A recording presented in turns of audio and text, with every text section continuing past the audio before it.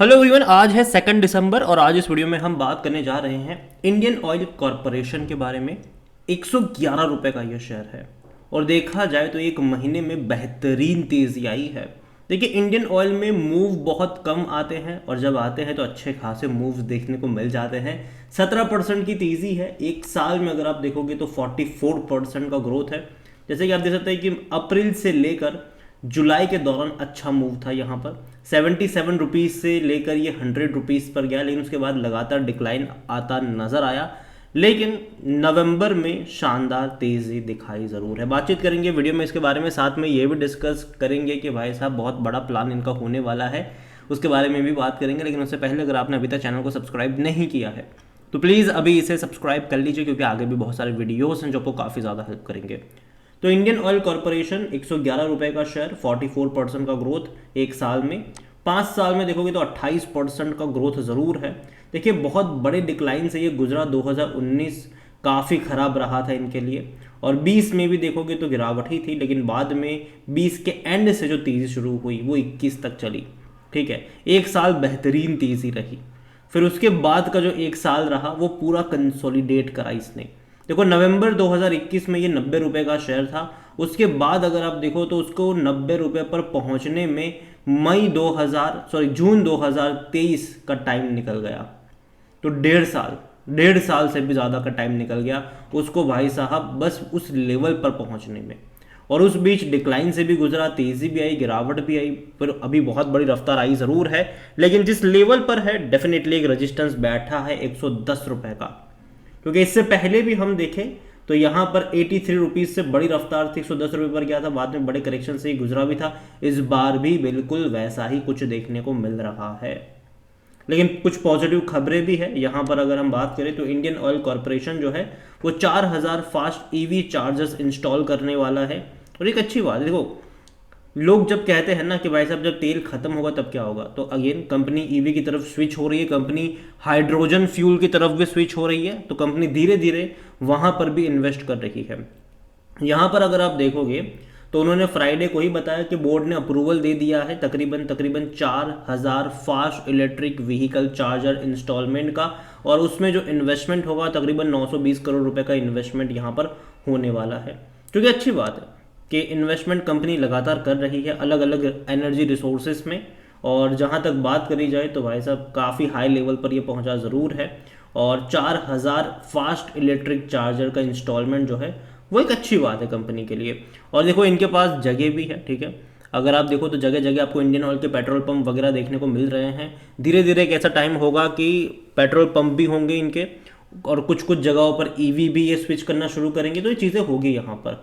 ठीक है, तो यहाँ पर अगर देखें तो project will involve an estimate capital investment of ₹920 crore.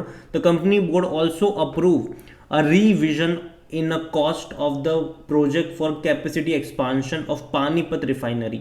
जो पानीपत रिफाइनरी है उसको लेकर भी जो कॉस्ट है उसमें एक्सपांशन करा गया है। पहले तकरीबन 32,945 करोड़ था, उसको बढ़ाकर अब 36,225 करोड़ के आसपास का है।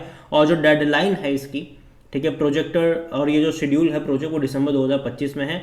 और जो अर्लियर डेडलाइन थी वो 2024 तक थी सितंबर, अभी वो भी बढ़ा दी गई है। ठीक है, तो पहले सितंबर 2024 में इसको कंप्लीट करना था, अब वो बढ़ाकर हो चुका है 2025 दिसंबर में। तो देखते हैं क्या होता है। लेकिन हाँ, अच्छी बात है। यहाँ पर अगर आप बात करने जाएँ तो कंपनी को लेकर जो HSBC के एनालिस्ट है उनकी तरफ से IOCL में बाई कॉल जनरेट करा गया है 130 रुपये पर शेयर के टारगेट के साथ, क्योंकि उनको लगता है कि improvement in cash flow and book value और कैश फ्लो में अच्छा खासा इंप्रूवमेंट यहाँ पर देखने को मिल रहा है, ये उनका कहना है। जहाँ तक बात करें वॉल्यूम्स की तो भाई साहब बड़ी क्वांटिटी में ट्रेड हो रहे हैं। ये 2-2.5 करोड़ तक के वॉल्यूम्स देखने को मिल रहे हैं। बड़ी क्वांटिटी में शेयर ट्रेड होते नजर आ रहे हैं। इतना ही नहीं, अगर हम कंपनी को लेकर देखें तो कंपनी में according to Moneycontrol user 100% लोग कह रहे खरीदारी करो, बेचने की बात कोई नहीं कर रहा। जहाँ तक बात करी जाए तो भैया डिविडेंड बहुत अच्छा पे कर रहा है। इवन मैंने पहले भी कई सारे वीडियोस इसके ऊपर बनाए हैं कि जिनकी लोअर लेवल की बाइंग है उनको तो बेचना नहीं चाहिए इसको। ठीक है, उनको नहीं बेचना चाहिए, क्योंकि आप देखो तो इस साल इसने तकरीबन 8 रुपए का आपको डिविडेंड पे कर दिया है। पिछले साल भी 6 रुपये 40 पैसे का पे किया था। कोविड के टाइम पर जिनकी बाइंग 50 रुपये 60 रुपये 70 रुपये के आसपास की रही हो और उनको अगर ये शेयर साल का 8 रुपये का डिविडेंड पे कराए तो भैया आराम से आपका 12-13% सिर्फ और सिर्फ डिविडेंड से रिकवर हो गया है यहाँ पर। इतना भाई साहब, एफडी तो क्या, कई बार आपको म्यूचुअल फंड्स भी नहीं दे पाते हैं। तो ये हुआ है यहाँ पर, और शेयर में ग्रोथ आई वो अलग से यहाँ पर, ठीक है। तो यहाँ पर देखो, चाहे बात करूँ मैं, और ये मैं कई बार बोल चुका हूँ, ठीक है, कई बार, और आज से नहीं 2-3 साल से ये चीज़ मैं बोल रहा हूँ कि चाहे इंडियन ऑयल हो, चाहे ओएनजीसी हो, चाहे बीपीसीएल हो, ठीक है, इन कंपनियों में अगर लोअर लेवल पर अगर ये कंपनी आपको अवेलेबल है, लोअर लेवल पर अगर आपको इनके शेयर्स मिल रहे हैं किसी दिक्कतों के चलते या किसी पेंडेमिक वाली सिचुएशन के चलते या मार्केट रिसेशन के चलते, तो समझ लेना कि भैया वो बाइंग के मौके होंगे वहाँ पर, क्योंकि रिकवर तो एंड ऑफ द डे करेगा ही करेगा, लेकिन साथ ही साथ पैसा भी अच्छा खासा कमाता है ये। अगर हम क्वार्टरली इनके रेवेन्यू वगैरह देखेंगे तो भाई साहब इनके रेवेन्यू में थोड़ा सा डिक्लाइन आया ज़रूर है। अब देखिए 2 लाख करोड़ से घटकर ये 1,80,000 करोड़ के आसपास आए, लेकिन प्रॉफिट अगर आप देखोगे कंपनी के तो प्रॉफिट अच्छे हैं, बुरे नहीं हैं। 13,000-14,000 करोड़ के क्वार्टरली प्रॉफिट कर रही है ये कंपनी, और आगे और प्रॉफिट इनके बढ़ेंगे। हालांकि ऑयल का अगर कंजम्पशन कम भी होगा, लोग इलेक्ट्रिक की तरफ स्विच भी होंगे, तो भैया इलेक्ट्रिक चार्जिंग स्टेशन सेटअप करने का भी इनका प्लान है, हाइड्रोजन फ्यूल का भी इनका प्लान है। तो देखो चीज़ें होंगी। हालांकि एक प्रॉब्लम ये भी आएगी कि धीरे धीरे अगर मान लीजिए कि लोग इलेक्ट्रिक की तरफ स्विच हो गए ना, तो इनका जो मार्जिन पेट्रोल वगैरह में ज़्यादा निकलता है वो थोड़ा सा कम ज़रूर हो जाएगा। यहाँ पर फ्रीक्वेंसी अगर आप देखोगे तो यहाँ पर पी देखोगे तो 4 का है, सस्ता कह सकते हो, और सेक्टर पी 17 का है। इसका 59% एनालिस्ट कहते हैं खरीदारी करो। शेयर होल्डिंग को लेकर अगर हम बात करने जाए तो प्रमोटर के पास 51.50% की होल्डिंग है। प्रमोटर कौन है? गवर्नमेंट है, यहाँ पर सरकारी कंपनी है ये। बड़े बड़े फंड हाउस भी अच्छे खासी क्वांटिटी लेकर बैठे हैं। 2.09% म्यूचुअल फंड के पास है, 8.75% डोमेस्टिक के पास है। एफआईएल्स भी यहाँ पर 7.84% की होल्डिंग लेकर बैठे हुए हैं। रिटेल और इधर के मिलाकर 29.82% की होल्डिंग है, जिनमें से रिटेल इन्वेस्टर 5.01% है, अदर पार्टीज 24.82% की होल्डिंग लेकर बैठे हुए हैं। तो देखिए ओवरऑल कंपनी खराब नहीं है। और देखो मैं पहले भी बोल चुका हूँ कि डिविडेंड के तौर पर अगर आप देखोगे तो ये हर बार आपको अच्छा डिविडेंड पे करेगा।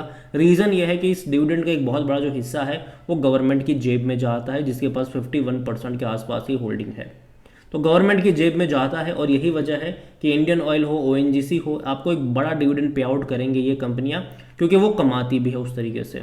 क्वार्टरली 14-15 हज़ार करोड़ रुपए का प्रॉफिट करने वाली कंपनी डिविडेंड भी उस तरीके से पे करेगी। और जहाँ तक बिजनेस की बात करें, मैं मानता हूँ कि लॉन्ग टर्म के लिए सस्टेनेबल बिजनेस है, लेकिन अगर आने वाले टाइम में पूरा स्विच हो जाएगा इलेक्ट्रिक की तरफ, तो डेफिनेटली इनके जो प्रॉफिट्स आप इतने बड़े देख रहे हो ना, शायद वो ना देखने को मिले। तो तब शायद थोड़ा सा दिक्कत वाला हो सकता है। लेकिन अभी के लिए मैं मानता हूँ कि अभी भी देखो यार, 8-9-10 साल के लिए पेट्रोल डीजल कहीं नहीं गया, ठीक है, ऑयल रहने ही वाला है। हालांकि गैस में भी इनका कारोबार है, वो रहने ही वाला है। लेकिन देखो इलेक्शन का टाइम है, अगले साल भैया लोकसभा इलेक्शन होने वाले हैं। इलेक्शन के टाइम से, और इलेक्शन के टाइम में गवर्नमेंट की तरफ से कई ज़्यादा प्रॉमिस करे जाते हैं, और ऐसे में गवर्नमेंट हमेशा कोशिश करती है कि गैस के और पेट्रोल के दाम कम करे, डीजल के दाम कम करे। और अगर ऐसा करेंगे आने वाले टाइम में, तो कहीं ना कहीं इनके ऊपर, इन जो ऑयल मार्केटिंग कंपनी है उनके ऊपर कहीं ना कहीं थोड़ा सा बोझा जरूर पड़ेगा, प्रेशर ज़रूर पड़ेगा। तो जो प्रॉफिट है वो शायद थोड़े से कम होते आपको नज़र भी आएंगे इनके। तो मैं यही कहूँगा आपसे कि देखो आने वाला जो 5 महीना 6 महीना जो है वो थोड़ा सा अप्स एंड डाउन्स वाला यहाँ पर ज़रूर रहने वाला है। तो ये सोचना कि मैं अभी 111 पे खरीदूंगा, फिर अगर ये 150 हो जाएगा तो मैं बेच दूंगा, तो वो नहीं होने वाला है यहाँ पर, ठीक है। 130 होगा तो मैं बेच दूंगा, तो वो नहीं होने वाला है यहाँ पर, ठीक है। आपको लंबा इंतजार करना पड़ेगा यहाँ पर। हो सकता है कि 110 से 120 पे जाए, वापस से 100 रुपये की डुबकी लगाने के लिए वापस से आ जाए। तो ये पॉसिबिलिटीज़ यहाँ पर होने वाली है, और लंबे समय तक अब ये इस रेंज में फंसेगा। 90 रुपये से लेकर 120 रुपये की रेंज में अभी लंबे समय तक फंसने वाला है, जब तक इलेक्शन वगैरह क्लियर नहीं हो जाते हैं तब तक। और जब कोई खबर आएगी उसके ऊपर भी ये रिएक्ट करेगा, ठीक है। तो याद रखिएगा कि कंपनी खराब नहीं है, लेकिन इलेक्शन के दौरान इन कंपनियों के ऊपर कुछ एक्स्ट्रा प्रेशर ज़रूर आ जाता है, और ऐसे में अगर गिरावट आती है तो बॉटम फिशिंग के मौके बनेंगे उन लोगों के लिए जो लॉन्ग टर्म के लिए यहाँ पर बनना चाहते हैं। जो ट्रेडिंग पर्सपेक्टिव से आते हैं भैया, उनके लिए ये कंपनी है ही नहीं। उनमें इस कंपनी में बहुत कम मूव्स आते हैं, ठीक है। तो उसके बारे में भी याद रखिए। बाकी मर्जी आपकी है। वीडियो को यहीं पे एंड करूंगा। पसंद आया हो तो लाइक करें, शेयर करें। चैनल वगैरह पहली बार है तो प्लीज़ सब्सक्राइब करें। और इंडियन ऑयल कॉर्पोरेशन के बारे में आप क्या सोचते हैं वो भी आप मुझे कमेंट में लिख के बता सकते हैं। Thank you.